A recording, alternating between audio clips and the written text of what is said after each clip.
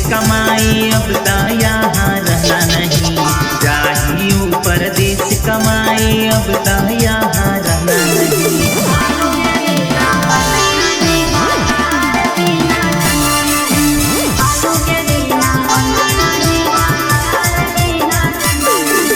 रहली है बर्दाश्त करके विचार कोई गंदा नहीं, रहली है बर्दाश्त करके विचार कोई गंदा नहीं।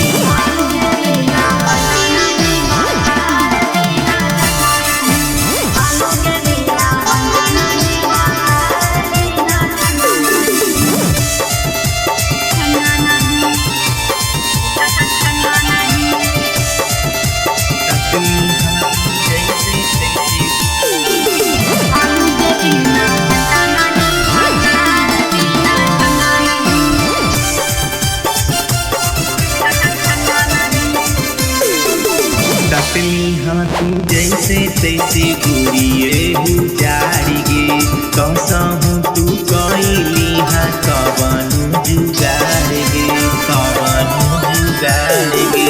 रहती हूँ मैं नाइट में फ्लाइट, सुना सुना है सैया बिना रात मेरा बड़का कोई गुना है।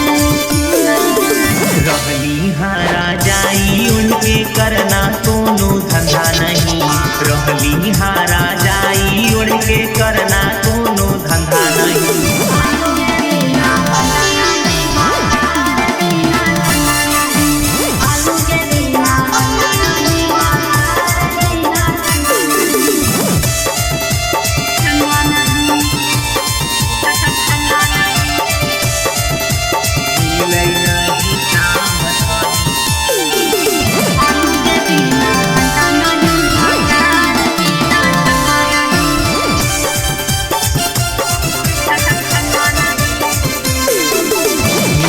नहीं काम धनी कोनो रोजगार गे, कैसे के चलतौ बोलना अपन परिवार